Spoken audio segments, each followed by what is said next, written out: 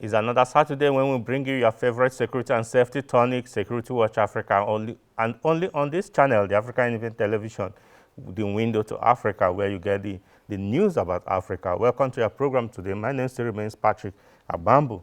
On the program today, we'll be looking at a very important but less talked about issue that we need if we must have peace in our society. I will disclose the topic later, and I'll also disclose my guests to you later. But first, there are some trends that happens that actually disturbs Security Watch Africa, where citizens, for whatever reason, are beginning to attack the law enforcement agencies and even the military.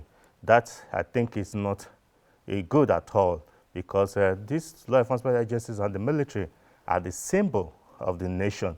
When you attack them, you are actually saying that you don't believe in the country. One incident that happened during the week where a soldier was being beaten by so many people. Thank God he survived, but we really think it's very, very bad. We have the visual for you, if we can, for you to see. To me, that really is bad, where those who are empowered to maintain law and order in the society are now being attacked. It's not important. It's not good at all for a society or for a nation. So those who did that, we are calling on those authorities to make sure that those people who committed this crime are fished out and let them face the law, so that there can be sanity in our society.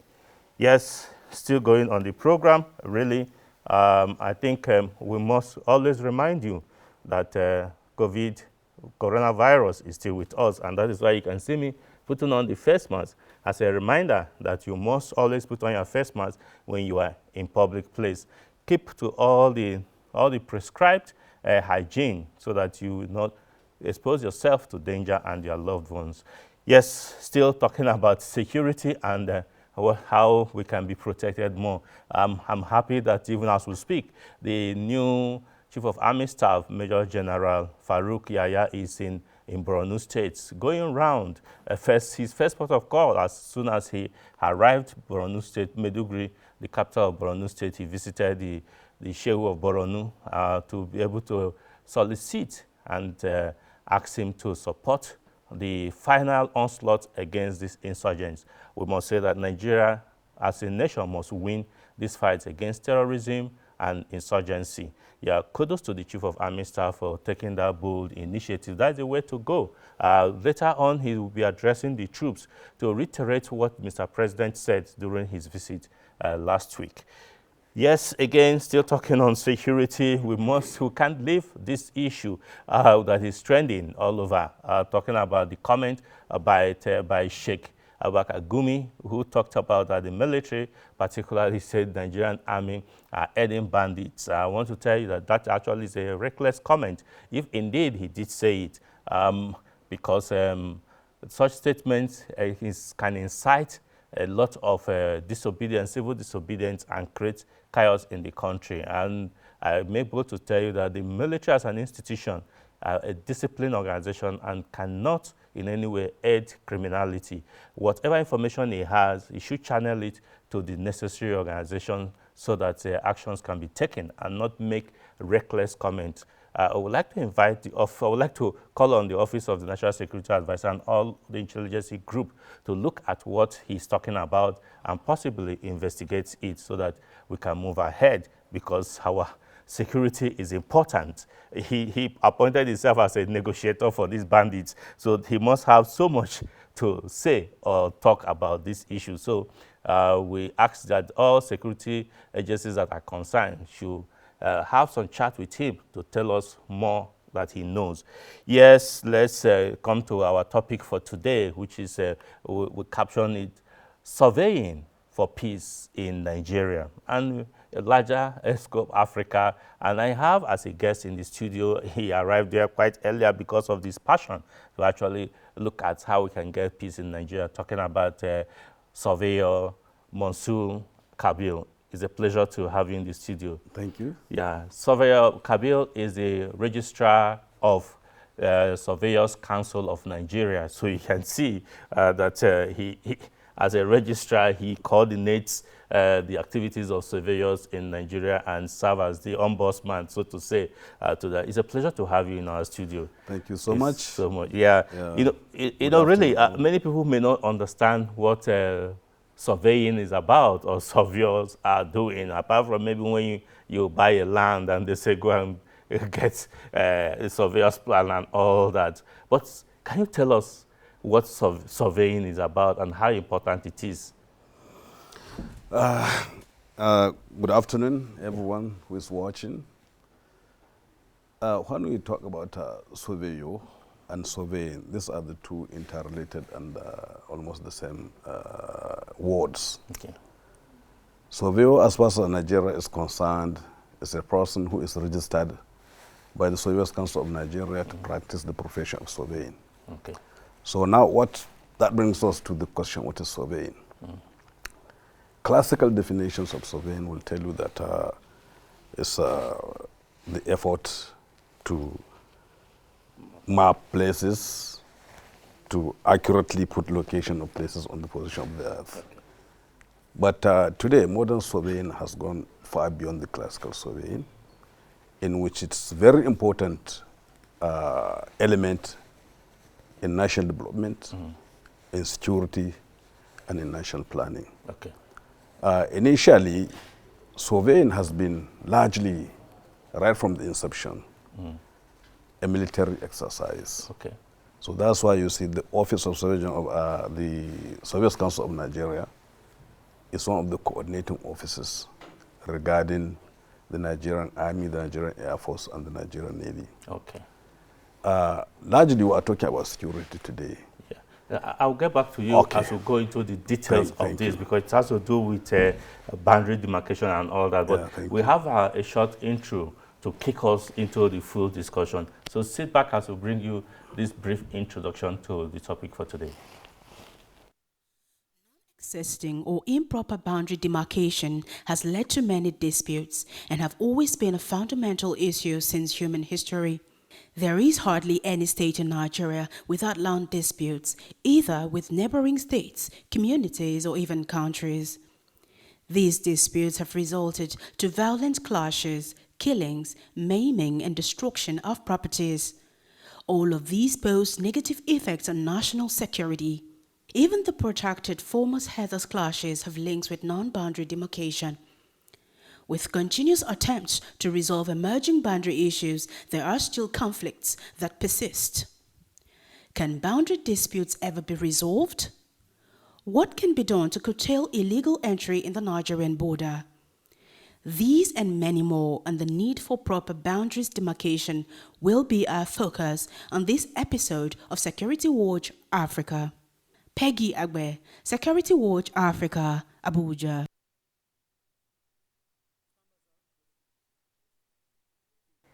Welcome back. Like you had in that short, brief intro, disputes arising from improper demarcation of boundaries and survey has been a major issue all over the world. But coming down to Nigeria particularly, how do you think, where did you think we got it wrong? Because we don't want to refer to the problems that comes in, communal clashes and all that, but what should have been done that was not done ab initio? I think essentially what is supposed to be done that has not been done is to put the structure right. First of all, the issue of boundaries are something that are encapsulated in our Constitution. The open part of the Constitution, that's Section 3.1 of the Constitution, talks about the states and then the areas of the states, as well as the capitals.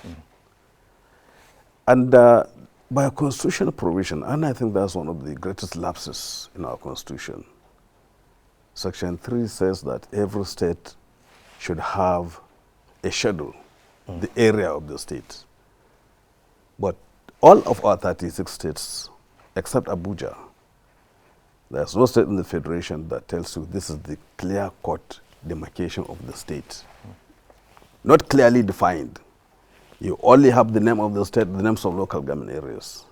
Now, what constitutes this Katsina state as an example? What separates or defines it from Kaduna state? These things have to be done and have to be put in the constitution of the Federal Republic of Nigeria. By and large, if you do that, you will not be able to have issues. And that's the provision, constitutional provision. And I think where we got it wrong, the second aspect, is largely because of our selfishness. You know, there are so many cases whereby it's not only about the quantum of the land itself, but rather conflict. 99% of boundary conflicts are not about the quantum of the land. It's about the resources that are on top or embedded on the land. And that's why, first of all, we have to have clear demarcation of what is the extent of the state. And then we will also need the issue of us resource inventory. When we have the resource inventory, we will know what is where. And that gives us more impetus for our national development. And also, that will give us ability to negotiate, to live in peace. After all, by our constitution, all resources embedded under the ground are federal government resources. So it's easier for us now to manage ourselves and to manage our resources. If we know where they are located. Well, if we know where they are located. So I think that's one of the biggest issues. Okay. We need to, first of all, go back to our constitution and make it complete. Because as it is now, according to my own understanding, the constitution is incomplete. It's incomplete, yeah. Because only Abuja has that schedule, which is, I think, in part 2 of the first schedule, which talks about Abuja. But there is nowhere, like, say, why is the boundary of Lagos State? It should be in the constitution. Therefore, anyone who encroaches, supposing, let's say, Ogun State encroaches Lagos or Lagos State encroaches Lagos, it's a constitutional matter. Yeah, because like we saw between Cross River and Akwa Ibom, even their communal clashes, but it's also degenerated to ceding some of the oil wells from Cross River to Akwa Ibom. It's the same thing in Rivers and Bayelsa. Nobody could identify where the boundary begins and ends. I think that's where the problem is. So that's the biggest issue. It really, I think it's a very big issue for this country. And though we'll say that there is a review of the constitution that is going on, some have said that rather we need a fresh constitution. Some say, okay, since we have one existing, it should be looked into properly. Would you say that with the process of reviewing, this aspect can be looked into to define the states and what they are? I think it is very essential that this aspect should be looked into. But I understand the enormity of the problem and the enormity of the work. The thing is, you cannot define a place unless you go there on ground and survey it. Unless you go there and mark where is state X and where is state Y. Yes. Therefore, it is work that should be done, like we say, from ground to paper. We have to do the groundwork first. Not from paper to and ground. Then, no, not from paper to ground. We have to do the groundwork first, make the paper, and then submit it to the National Assembly. And I believe this is something that cannot be done in the next 1 year, 2 years, 3 years, 5 years, even 10 years. It's not possible. But we must start it. We have to start somewhere. We have to start somewhere. I know the National Boundary Commission is doing its own best, particularly on the issue of interstate boundaries. They have done some work, a lot of work. They have met a lot of challenges, but they are surmounting those challenges. Yeah, because I believe they have done enormous work, but there is need more to be done, much more to be done, because it's not only the entity of Nigeria, it's not only the federating states, but a state also made of local governments. This conflict is not only between states, interstates. Yeah, the local governments and communities. Yeah, there are so many intrastate conflicts that are much more than, or even deadlier than the conflicts between states. Yeah, the Ebonyi and Cross River, even as we speak, the conflict is still going on. It is going on. So I think we don't need a new constitution, because from where do we start? This constitution has been there much, much longer than all of us. Okay. You know, Okay, sir. Let's look at this issue, because this is an internal crisis that is affecting us as a nation, Nigeria. But again, we seem not to even have a well-defined international boundaries. If you go up north, for instance, Katsina and Niger Republic, we don't even have a defined boundary. Sokoto, we don't have. Even in Borno, down towards the south also, Ogun State, Lagos State with Benin Republic, we don't have defined boundaries. What can be done in this situation? I think, like I said earlier on, the National Boundary Commission is doing its own best.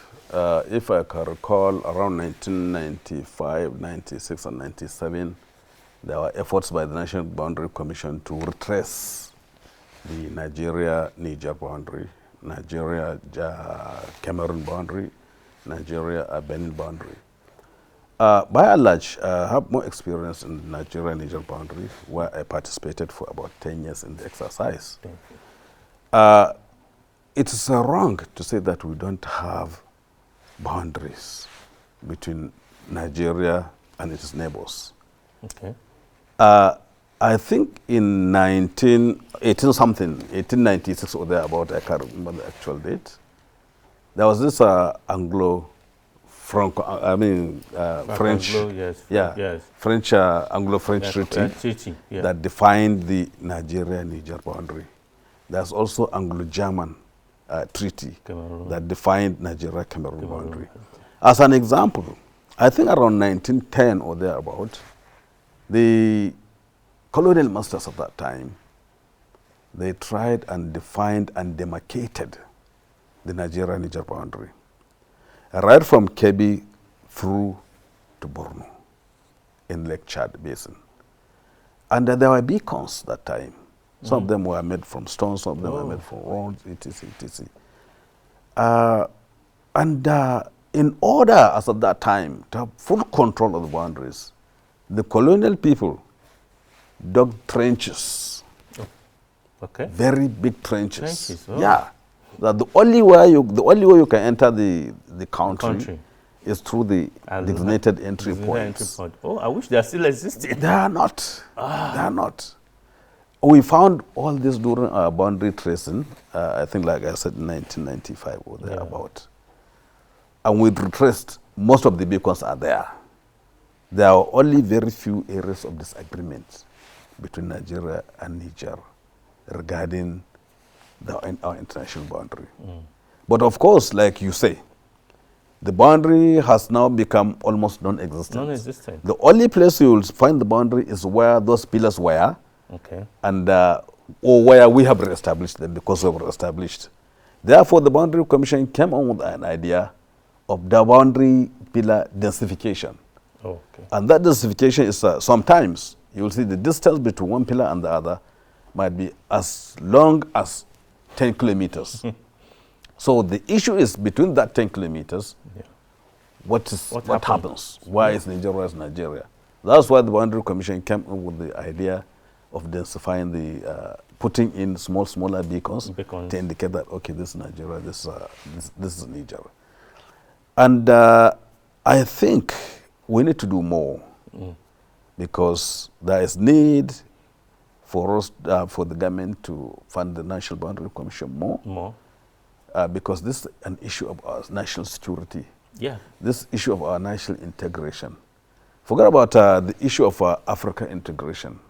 It's good, we have to integrate. But as a sovereign nation, under the Constitution, we must have a clear-cut boundary of where do we start or where do we end. Because that brings me to the one of the issues that borders have created a lot of insurgency and insecurity in Nigeria. People go across the borders unharassed, unstopped because of no clear definition. I know in some places there are people, a village that is in another country, some part is also in another country, like the issue in Adamawa where you have a village cutting across both countries. In such ways, because people, they will say you can't change them from their culture, really. as a surveyor and as a man who regulates, is there any way we can actually work on this? You've mentioned the Boundary Commission, but is there any way this can actually be defined properly? So when we see strangers coming into our country, Nigeria, for instance, we should be able to say, no, stop. What are you carrying? What are you bringing in? Yeah. I think principally the issue of lack of clear demarcation of the boundary is disturbing for the peace and stability of this country. Not only this country, but even its own neighboring countries. There is so much infiltration of foreign elements who come in with arms, ammunition, yes, drugs, etc. everything. You know, and this really exacerbated our security situation. And like you said, and I said, you cannot know when you step into Nigeria from Niger or from elsewhere. There are so many developments, so many villages on the boundary line. Like I was saying, there was a person, we call him international husband. His compound is placed squarely on the boundary. One of the wife's room is in Niger, the other wife's room is in Nigeria. You can imagine. So every day, if he jumps to the other wife's room, he's in Niger, and the other wife's room is in Nigeria. So you can see the enormity of the problem. Okay. But by and large, I think we need to do more. Like I said, number one is the issue of resettling these people. Those who there is supposed to be a no man's land of at least 3 kilometers buffer area between two countries. Okay. So I think the National Boundary Commission has started the issue of relocating these people to any country they choose to. Okay. There's an ethnographic studies that was done that people are not located in a place or position that they don't want. Okay. Yeah. Now, before we go, because I'm getting signal to go shortly, sadly, our problem is with time. A lot of this issue, we needed to exhaust it, but now, when I was discussing with you, you are a man that has passion for Nigeria. It seems that most of our security challenges, Nigerians have not come to believe in themselves and believe that they are one to create. That's why it seems to be fighting. How do you think this national integration can actually be cemented? I think the first thing we should need is national identity. Okay. I'm not talking about identity card. It's very important, that one. Of course, we are debating. A lot of people don't even like it, but we need national identity. We need to recognize that we are Nigerians first before any other thing. Like I always say, we have to be humans first before we become any other thing. Before we become Muslims, before we become Christians. First of all, let us understand that this is Nigeria and this is our country. Let us have that feeling of nationalism, and then things can go better. Okay. That's one. Secondly, let nobody tell us that Nigerians started 1914 or so. No, it's not true. There were cultures, there were tribes that were interacting, intermarriage among themselves, and that made a nation. Anywhere you go today, anywhere you have a group of black people, it's easy for you to identify a Nigerian. Despite the fact that 1 in every 5 African is a Nigerian, and 1 in every 6 black person is a Nigerian. It's easy for you to identify him, even among the crowds of Africans. Okay. So we need national identity first. All right, so I think I will plead with you I know you are a very busy man, but we may have to do a part 2 of this because we have not come into the cross of the issue. No, we haven't. If you are grant us that, maybe next week we'll continue so that we can look at this national identity and actual belief in the country Nigeria. It's been a pleasure talking with you, sir, and I'm sure that our viewers will be looking forward to having you again next week so we can look at these issues. Thank you very much, sir. It's a pleasure having you, Surveyor Mansour Kabir. Thank you so much. Yeah, he is the registrar of Surveyors Council of Nigeria, trying to make sure that Nigeria is well defined. So commend him. Next week we'll also bring you a short report of our visit to Borno State, Maiduguri. Until you come away again next, I say bye for now and remain blessed.